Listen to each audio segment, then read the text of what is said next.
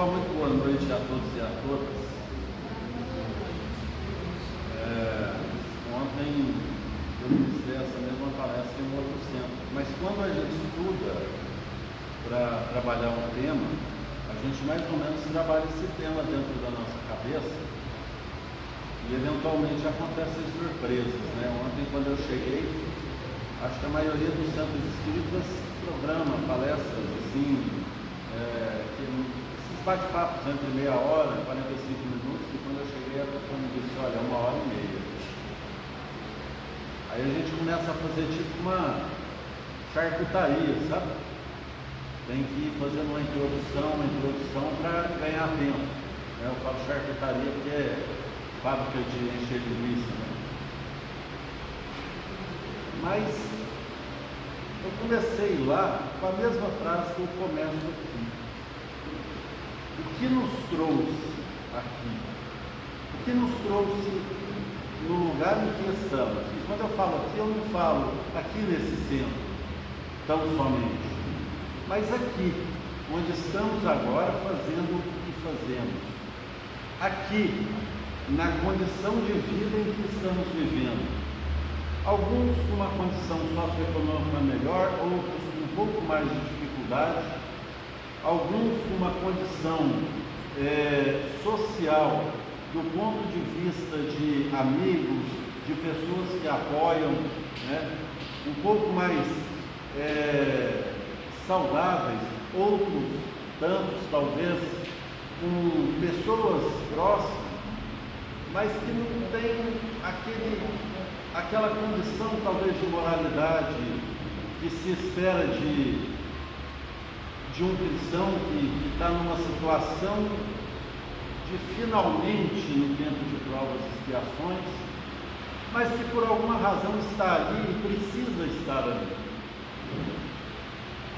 O que nos traz aonde estamos, o que faz de nós quem somos, é uma coisa que todo animal tem, em maior ou menor grau. É o livre-arbítrio. É o poder de tomada de nossas escolhas. Tá, mas quando a gente procura lá no Livro dos Espíritos, capítulo que fala sobre o livre-arbítrio, está contido dentro das leis naturais. Kardec pergunta, só os homens, né, os homens na condição de seres humanos, só os seres humanos têm livre-arbítrio? E Kardec diz que o nosso livre-arbítrio, aliás, o Espírito da Verdade diz a Kardec que o nosso livre-arbítrio é um livre-arbítrio mais apurado, mais trabalhado. Mas aí quando a gente volta lá no finalzinho do capítulo dos 3 reinos, Kardec faz a mesma pergunta relacionada aos animais. Os animais têm livre-arbítrio? E agora pensando naquele animal da qual nós chamamos de irracional, né? O cachorro, o gato e outros tantos. E Kardec fala, aliás, o Espírito da Verdade fala a Kardec, olha, todos os animais têm livre-arbítrio. Porém, no caso dos animais, o livre-arbítrio está intimamente atrelado com a irracionalidade do instinto. Ou seja, o livre-arbítrio do animal, ele está muito mais relacionado com o senso de sobrevivência, a necessidade básica da sobrevivência, do que com outros fatores. O cachorro sente fome, ele vai lá e come. Ele sente sede, ele vai lá e bebe água. Se não tem água limpa, ele bebe a água que ele encontrar. O ser humano não. O ser humano, se ele tiver sede, ele só vai beber uma água suja se ele perceber que não há outra opção. Por uma sensação de autodefesa, ele vai beber água suja. Do contrário, ele não bebe. Por quê? Porque o nosso livre-arbítrio ele está ligado a outras sensações, a outras questões. E a questão principal se chama verdade. O nosso livre-arbítrio ele está ligado à sensação que temos de verdade. Poxa, mas então nós não temos instintos? Bom, então vamos pegar mais uma parte do livro dos Espíritos, ainda no capítulo dos 3 reinos, que se diz o seguinte: o animal, ele caminha para a condição de seres humanos, né? Se nós pensássemos que os nossos animais da terra, eles teriam condição de um dia, né, nascerem numa condição humana, então ele caminha para a condição humana como nós caminhamos para uma condição divina.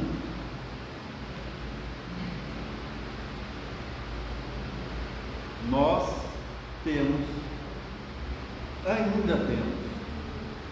ainda temos instintos. E nós, na mesma proporção que abandonamos os nossos instintos, nós criamos mais livre-arbítrio. Alguns filósofos, em especial os filósofos alemães, eles trabalham com uma teoria que se chama vontade de potência. Vontade de potência é aquele impulso que você tem para fazer algo. Aquele primeiro impulso. Isso é uma vontade de potência. Olha, eu quero sair de casa e beber com os amigos. Isso é a vontade de potência. Mas aí eu olho para o lado e a esposa está ali e fala: acho que você não vai não. Aí a pessoa vai ter um livre-arbítrio de escolha. E o livre-arbítrio, ela vai estar ligada em quê? Na verdade. Aí entra aquela história dos nossos queridos irmãos evangélicos que dizem em uma pergunta: eu posso beber? Eu não sou tanto mais, mas eu era muito amigo de um pastor de uma igreja batista aqui da cidade. E eu sempre falava para ele: na Bíblia não fala lugar nenhum, pastor, que é proibido beber. E ele respondia: mas não é. Mas não é proibido, não existe proibição de beber. A pergunta que você deve fazer é: eu devo beber? Então isso é o conhecimento da verdade. Eu posso sair com os meus amigos solteiros e ir para a farra? Pode. Na teoria não tem nada que te limita. Você deve. Aí eu começo a pensar no aspecto da verdade. Tem muita coisa que eu posso.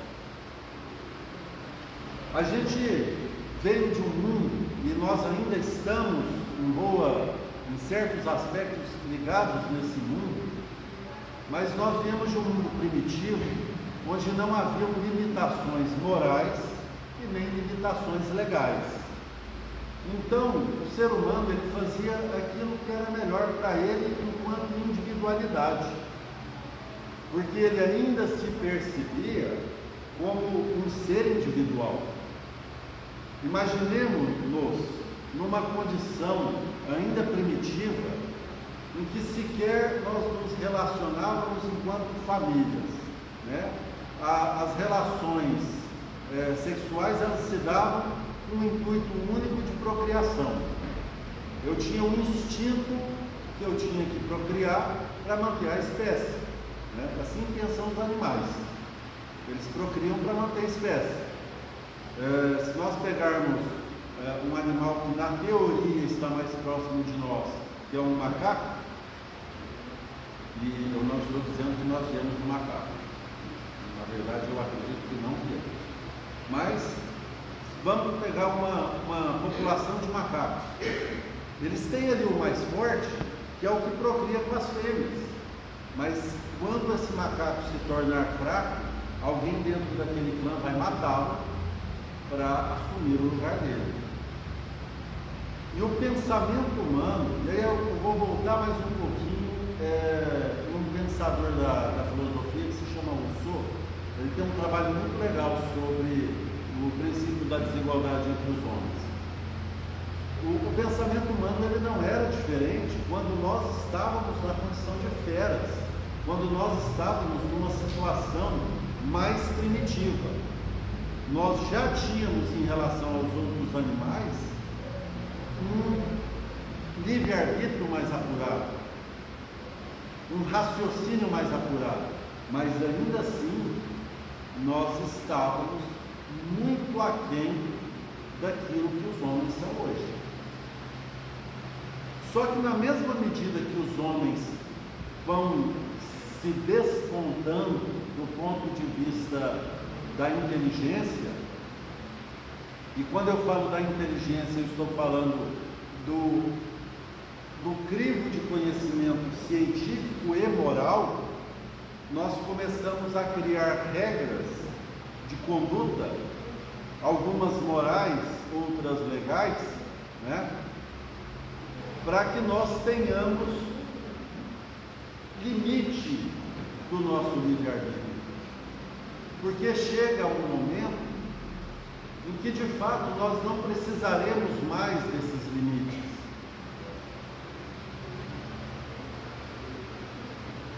Pensemos numa população, quando a gente pega um livro como, por exemplo, Os Obreiros da Vida Eterna, Missionários da Luz, e a gente começa a fazer análise de como vivem aquelas populações, dos seres que chamamos de missionários. Eles têm um desenvolvimento intelectual muito além do nosso. É difícil da gente tentar raciocinar como que eles pensam. Quando a gente pega, por exemplo, Chico, vamos falar do nosso querido Chico. Chico passava em frente, ele ficava muito ali na Praça Rui Barbosa, e tinha um barzinho ali na esquina do Elvira que ficava muito cheio quando o Chico ainda era jovem. Chico olhava para aquela população e ele falava muito, ele falava assim: as pessoas não têm muita noção ou nenhuma noção dos desdobramentos que tem além da vida. Aí a gente pega também um pedacinho do livro Libertação, está sendo lido nas segundas, né? Quase todas as segundas. Eu faltei nessa segunda. E nós pensamos na história da Margarida. Margarida, ela estava sendo preparada para ir para uma igreja. O que são esses desdobramentos? O André Luiz, ele faz um relato chocante. Ele fala: entra no carro Margarida e o esposo. Isso é o que a gente vê de material. Isso é o que a gente chega na porta do carro e vê, na porta do bar e vê. Olha, tem 8 pessoas bebendo. E então André Luiz continua: aboleta-se no veículo 40 espíritos da pior espécie. Aqueles espíritos estavam lá em troca, buscando o quê? Um estado vibratório de Margarida. Quando nós usamos o nosso livre-arbítrio para algo que seja bom, para algo que seja de crescimento moral, de crescimento espiritual, próximo de nós haverão espíritos da melhor espécie. Olha, eu não estou dando lição de moral aqui não, porque eu confesso para vocês, talvez assim, eu só não bebo, mas eu gosto de uma piadinha, sabe? Eu sou aquele que faz piada com tudo. Tem gente no meu serviço que tem até dificuldade de conversar comigo, porque não sabe a hora que vai sair o sério, a hora que vai sair a zoeira. E eu faço a zoeira com o mesmo olhar sereno e seriedade que eu falo sério. Então aqui não é uma palestrinha de moralidade. O que a gente fala aqui é o que estão nos livros. Vai chegar um dia que eu também vou ter que parar de fazer a zoeira, porque eu tenho certeza que do lado de cá, onde está o meu mentor espiritual, quando eu faço zoeira, eu não tenho dúvida nenhuma, ele deve pôr a mão na cabeça e fazer assim, ó. Que tempo perdido, meu Deus do céu. Agora há pouco, em casa, já numa condição mediúnica um pouco mais, porque a gente começa a trabalhar a serenidade da mente mais cedo, né? Tipo, desde a hora que acorda. E em casa eu fiz uma piada com a minha esposa, um negócio sem pé nem cabeça. E assim que eu fiz a piada, veio aquela ideia subliminar. Daqui a pouco você vai estar dando palestra, né, Cidade? Então, o bate-papo não é por uma questão de moralismo, mas é por um entendimento de que nós não temos alternativa. Se nos foi dado o livre-arbítrio e nos foi ensinado o que é a verdade, nós necessariamente temos que caminhar pelo caminho da verdade. Mas o que é essa bendita dessa verdade? Cadê a pílula azul e a pílula vermelha da Matrix para eu conseguir compreender o que é a verdade? Pessoal, a verdade não tem segredo. Não precisa, como diz o livro, não precisa estar na cabana para compreender a verdade. Cristo disse qual era a verdade. Ele disse: eu sou o caminho, a verdade e a vida. Tá, mas como chegar a essa verdade? Cristo só fez uma coisa durante toda a passagem dele aqui. Se a gente resgatar a história, e agora é história, agora não é espiritismo, não é religião, não é filosofia, é história. Se nós resgatarmos a história, quando Moisés retirou os escravos do Egito e caminhou com eles até onde hoje são as terras de Israel, aqueles povos que ali chegaram completamente brigados. Só teve ao longo da história toda um elemento que conseguiu pôr ordem no barracão, que foi o rei Salomão. E quando o rei Salomão desencarnou, aí a balbúrdia foi armada. Aí aqueles povos se dividiram em 12 tribos que estão em guerra até hoje. Inclusive a guerra está acontecendo agora de modo bem escancarado. Ali havia, naquela época ainda era pior, porque hoje ainda tem alguns povos que tentam colocar ordem na bagunça. Mas ali havia muçulmanos, judeus e um povo politeísta que na época nós chamávamos de romanos. Hoje são os italianos, mas não são mais politeístas. Os muçulmanos e os judeus brigavam entre eles por causa de crerem em Deus diferentes. E aí chega o politeísta que acredita em um monte de Deus ao mesmo tempo. E aí Cristo, com sua sabedoria infinita, disse: é ali que eu quero nascer. Quando Cristo usa desse livre-arbítrio, ele usa uma razão simples. E aí eu volto lá naquela pergunta anterior.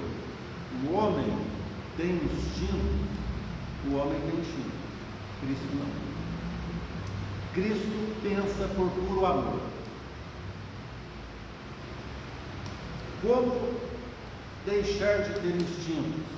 Bom, o livro dos Espíritos também responde essa pergunta para nós, lá na parte que fala sobre as categorias espirituais.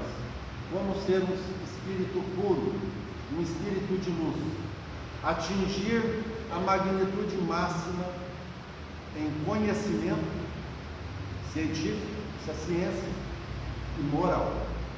Quando você atinge a plenitude máxima de inteligência científica e moral, você se torna um ser de luz. Não estamos falando de um ser crístico, aí dá outra caminhada. Um espírito crístico é um espírito ainda mais evoluído que um espírito de luz. E Jesus é um ser crístico. Para entender sobre os seres crísticos, Revista Espírita, eu acho que é de 1968, fala sobre os espíritos crísticos, que é uma categoria espiritual acima daquelas que aparecem da primeira classe no livro dos Espíritos. Então nós só perderemos a nossa condição de animália como diria Rousseau, a nossa condição final de qualquer coisa que nos liga realmente à matéria, quando nós perdermos o último traço que até então haverá em nós de instinto. E aí nós agiremos por puro amor.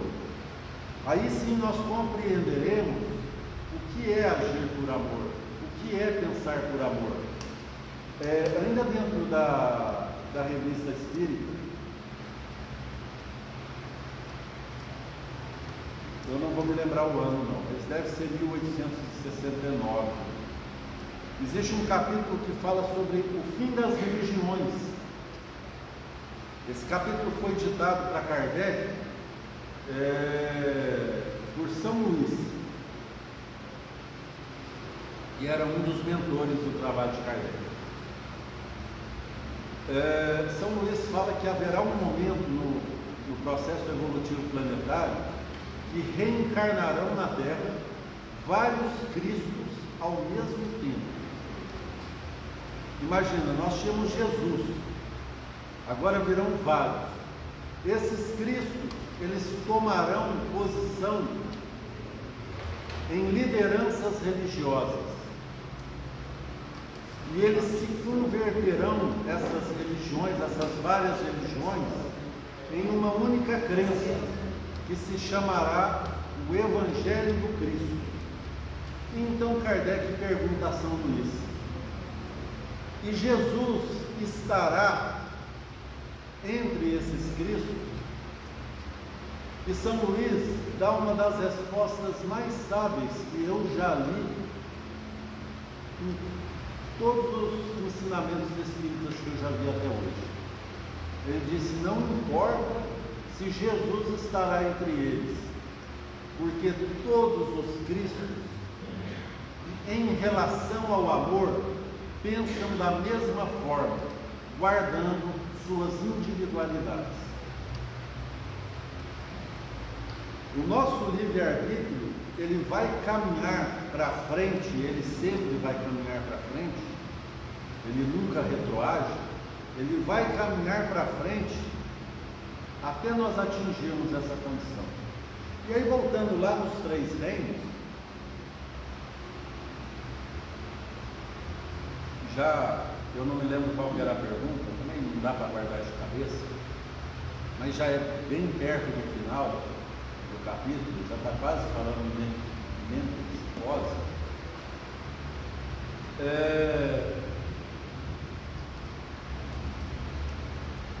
Kardec, ele faz uma outra explanação interessante sobre a questão que, se a gente der uma puxadinha, pega ali o livre-arbítrio.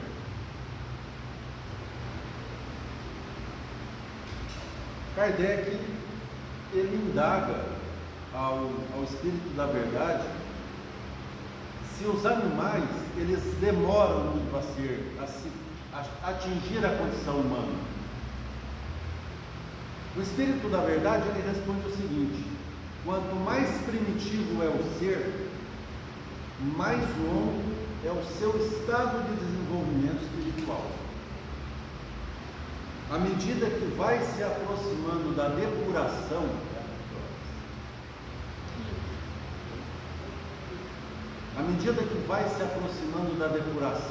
esse processo se acelera.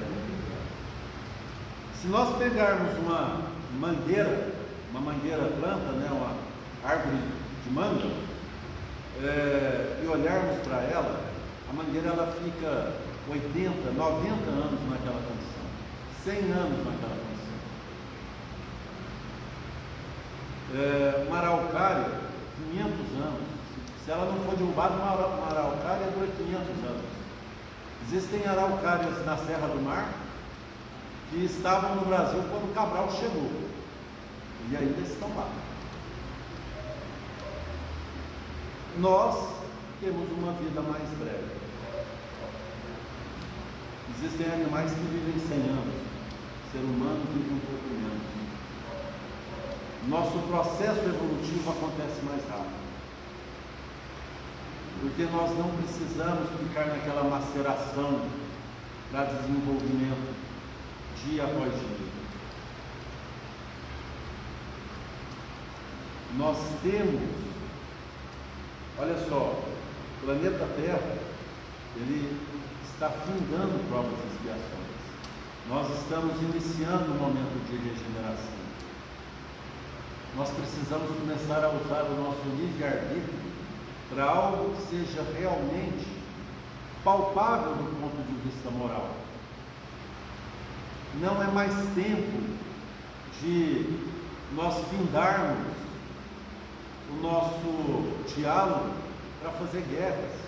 Nós já temos um intelecto suficiente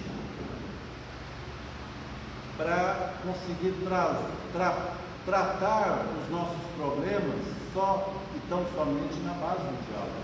E aqui eu não estou falando de Putin ou de outros, eu estou falando das nossas guerras, da guerra que está próxima a nós e que nós conseguimos solucionar. Não dá mais para ficar tendo aquela briguinha boba com o vizinho, porque o que eu acredito é mais importante do que o que o vizinho acredita. Se ele teve o processo histórico dele e a formação daquele modo, para ele, o modo de pensar dele é importante. E por último, por que nós temos o livre-arbítrio? E a resposta no Livro dos Espíritos ela é bem clara. Se não tivéssemos o livre-arbítrio, seríamos como máquinas. Planta não tem livre-arbítrio. Uma planta age puramente de modo bioquímico. Se tem sol, ela respira. Porque bioquimicamente é assim que ela compreende. Ela não sente dor porque ela não tem sistema nervoso, mas tem sensações. Então, se nos é dado a condição de livre-arbítrio, e se podemos compreender, inclusive, o livre-arbítrio como mais uma das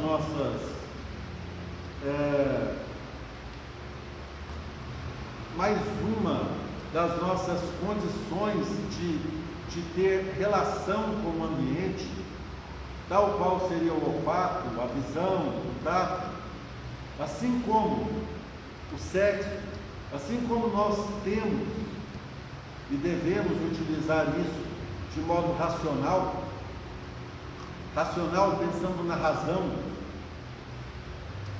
essa que está ligada à questão da moral, utilizemos também o livre-arbítrio da mesma forma. Utilizemos o livre-arbítrio pensando, olha, a minha decisão vai me ferir? Não. Vai ferir o outro? Não. Vai ser bom para alguém? Não. Então não vai adiantar nada se eu fizer tal coisa? Não. Então se você fizer, você está perdendo tempo. E Kardec dizia que nós nos cobraremos no período pós-desencarne pelo tempo que perdemos. Então utilizemos com inteligência, com sabedoria e principalmente com muito amor tudo que nos foi dado, inclusive o livre-arbítrio. Obrigado.